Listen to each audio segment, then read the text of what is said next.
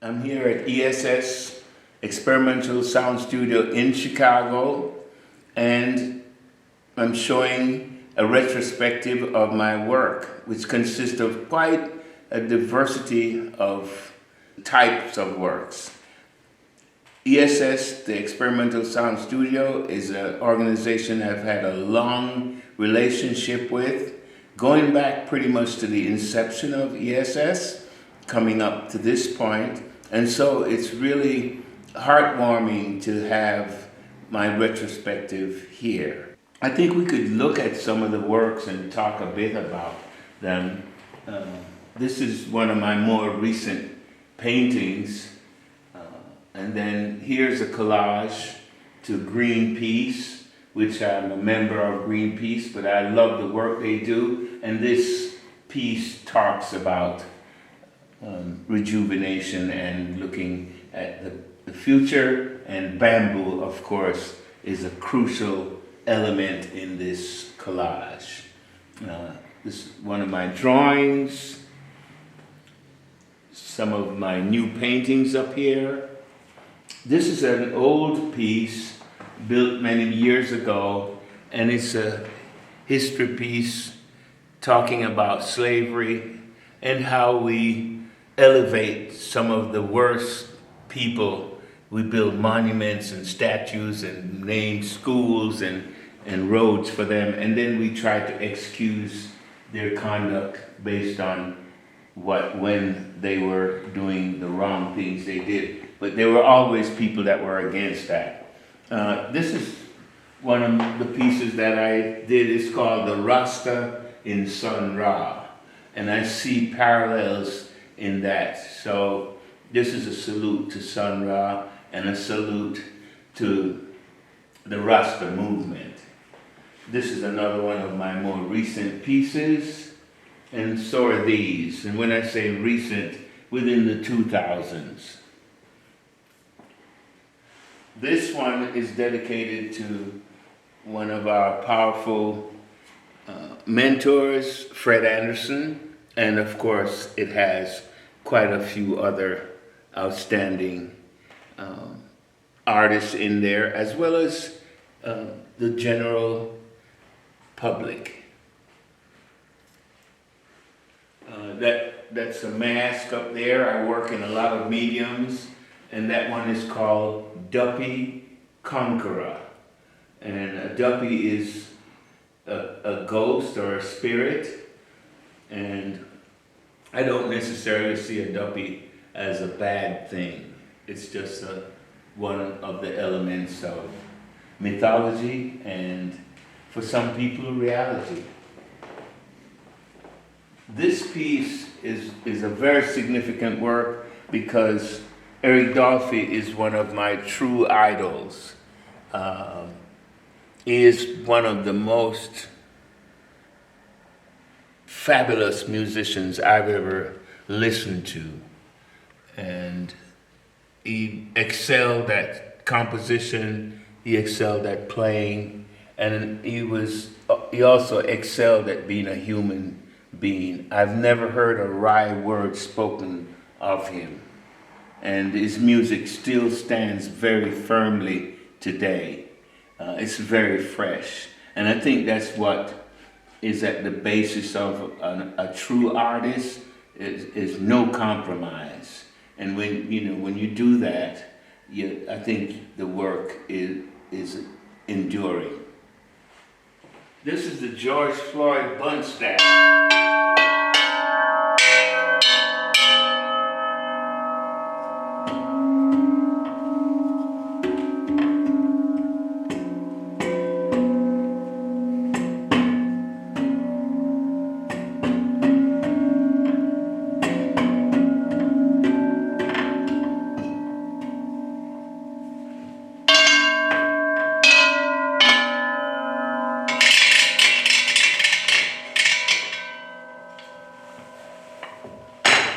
This is a piece that I had been working on for many years, and I just put it away because it wasn't quite falling into place in terms of the way it was constructed.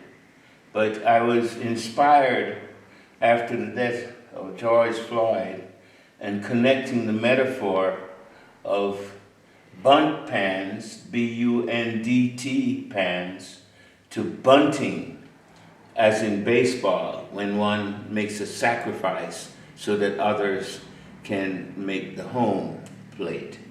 And so it's called the George Floyd bunt staff. And the idea is whether George Floyd intentionally bunted with his life or inadvertently bunted with his life, the impact and the repercussions are the same, in that it awoken the whole world to what happens to people in America, to black people in America, and to poor people around the planet, where you see brutality at its pinnacle. And George Floyd's murder was broad daylight, open murder, and Derek Chauvin seemed to have relished it in a kind of perverse way to me, the way that he enjoyed kneeing a human being. Because we all know if somebody kneels on your hand, what that feels like, let alone kneeing on your neck, which has a tremendous amount of nerves and muscles and so on.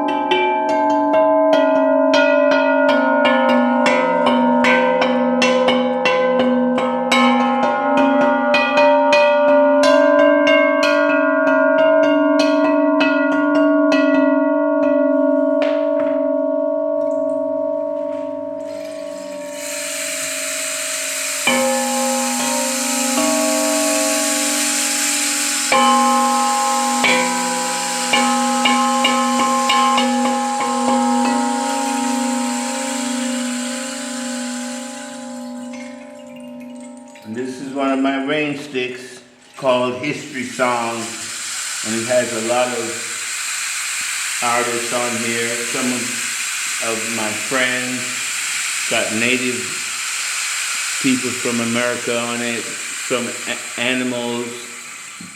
It's a collage. And of course, it's a superb rain stick in that the duration is extraordinary. And I'd just like to point out the late Henry Huff, a tremendous musician from Chicago, Rita Wofford, and Maya Angelou, and Bob Marley, Malachi Favors, Magustut. So it's called History Song, Ornette Coleman. Margaret Burroughs, the founder of the African American Museum of Chicago, she founded it in her house, and it's now in the Park District in one of their new edifices that they enlarged on an older building. And Ransom Boykin, one of her proteges, very brilliant young man. We lost him very young. This is a coat that I built while in high school and won a blue ribbon for it. A lot of the work is done by hand. Another one of my garments right here. And I love buttons, so I've done different symbols and words. Peace is written in pearls. And then there's the Adinkra is a symbology that comes out of Ghana, very complex. All of these things have sayings. The intersecting crocodile says that we should not fight among ourselves. We all need food to sustain each other, sustain our bodies, and that we could be cooperative and be much more successful at it. And that's Pitchy Patchy, which many cultures use something similar, but in Jamaica, Jankunu tradition, which is a mask, dance, it's all the arts together, costuming, fife and drum, that kind of costume is used. And Jankunu usually occurs during the Yuletide season. And these sculptures are sculptures from early 2000. I think 2001 was the first one, or 2002, right around 9/11. And these sculptures were part of Crepuscule, which is a larger piece that I did, and I still do outdoors, that involves virtually any art form that you can think of, or discipline. So, thank you very much.